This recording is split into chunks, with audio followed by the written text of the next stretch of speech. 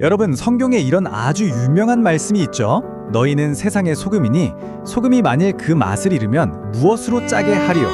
후에는 아무 쓸데없어 다만 밖에 버려져 사람에게 밟힐 뿐이니라.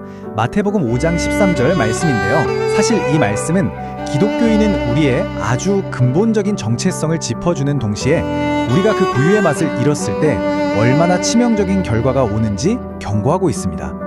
그런데 과연 지금 우리는 그 맛을 제대로 내고 있을까요? 오늘 우리가 함께 파헤쳐볼 주제가 바로 이겁니다. 우리는 세상에서 어떤 영향력을 끼치나요? 사실 기독교인이라면 누구나 세상의 빛과 소금이 되어야 하는 눈부신 이상을 품고 살아가잖아요. 그런데 현실을 좀 냉정하게 돌아보면 세상이 우리를 바라보는 시선과 우리가 꿈꾸는 그 이상 사이에는 정말 뼈아플 정도로 거대한 간극이 존재합니다. 도대체 왜 이렇게 된 걸까요?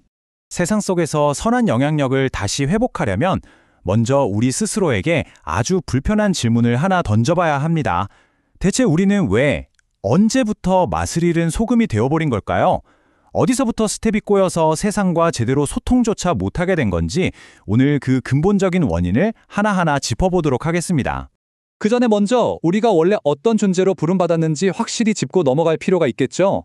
마태복음과 에베소서를 보면 우리는 단순히 교회 건물 안에만 갇혀있는 존재가 아닙니다. 세상을 비추는 빛이에요.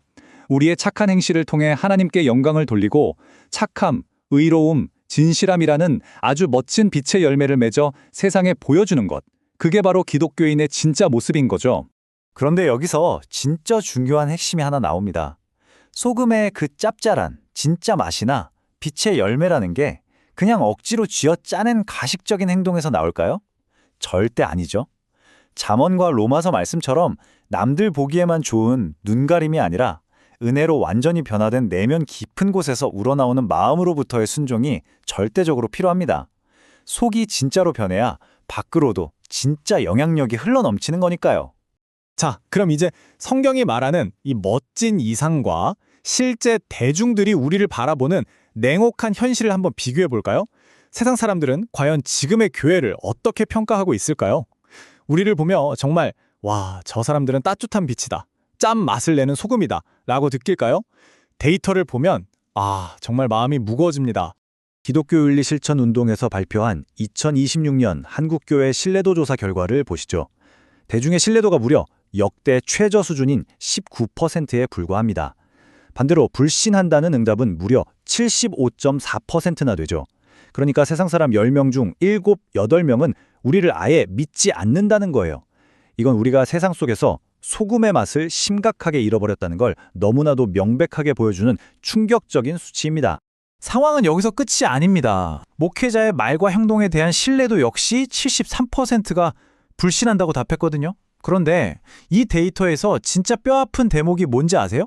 바로 기독교인 응답자 본인들조차 무려 33%나 목회자를 불신한다고 답했다는 겁니다.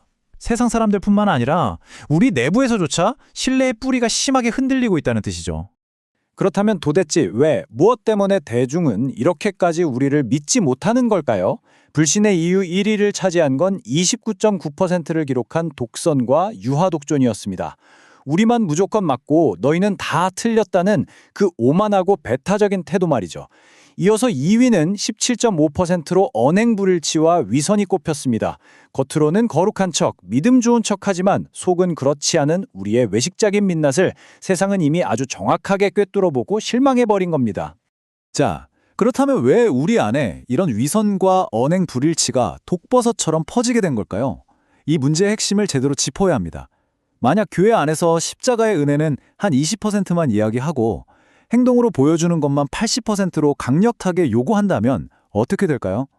마음은 하나도 변하지 않았는데 거룩한 행동만 자꾸 강요받으니까 결국 세상에 가장 혐오하는 바로 그 위선이 태어나게 되는 겁니다.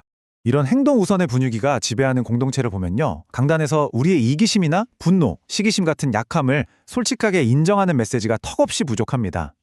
우리가 이렇게 연약한데도 하나님이 무조건적으로 사랑해 주신다는 은혜보다는 무조건 이웃을 사랑해라, 봉사해라 하면서 겉으로 보이는 행동만 쪼아대는 거죠.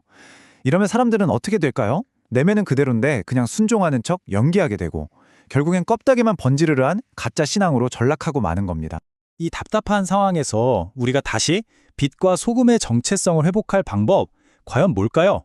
정답은 결점 없는 완벽한 사람인 척 포장하는 것에 완전 반대편에 있습니다. 오히려 우리의 그 한계와 연약함을 공동체 앞에 아주 솔직하고 당당하게 내어놓는 거예요. 그럼에도 불구하고 나를 끝까지 사랑하시는 그 십자가 복음의 은혜에 내 온몸을 내던지는 것. 이게 바로 위선의 늪에서 빠져나와 진짜 신앙을 회복하는 유일한 길입니다. 성경은 이 부분에서 아주 명확한 진리를 우리에게 다시 한번 일깨워 줍니다. 요한복음 15장 5절, 나를 떠나서는 너희가 아무것도 할 수 없음이라. 맞습니다. 우리는 포도나무에 찰싹 붙어 있어야만 살 수 있는 연약한 가지일 뿐이잖아요. 하나님의 그 크신 은혜와 사랑에 깊이 뿌리 내리지 않고서 우리 알량한 힘만으로는 세상을 바꿀 진짜 열매는커녕 진실된 선행 하나도 만들어낼 수 없다는 걸 뼈저리게 인정해야 합니다. 그런데 참 다행스럽고 가슴 뛰는 소식이 하나 있습니다. 최근 젊은 목회자들을 중심으로 아주 긍정적인 변화의 바람이 불고 있거든요. 이들은 사역의 패러다임을 은혜 80%, 행함 20%로 완전히 뒤집고 있습니다. 억지로 행동을 쥐어짜내는 대신 복음의 은혜로 사람들의 다친 마음을 흠뻑 적셔주니까 굳이 강요하지 않아도 마음 깊은 곳에서 우러나오는 진짜 행동이 자연스럽게 시작된다는 걸 현장에서 생생하게 증명해내고 있는 거죠. 자, 오늘 이야기를 마무리하면서 여러분께 한 가지 진지한 질문을 던지고 싶습니다.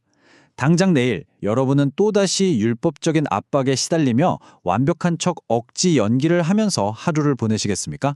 아니면 나의 연약함을 쿨하게 인정하고 그 풍성한 은혜 안에 푹 쉬면서 세상을 진짜로 변화시킬 짠맛과 빛을 자연스럽게 흘려보내시겠습니까? 오늘 우리가 함께 나눈 이 통찰이 여러분의 일상을 완전히 뒤바꾸는 진짜 변화의 시작점이 되기를 진심으로 바랍니다.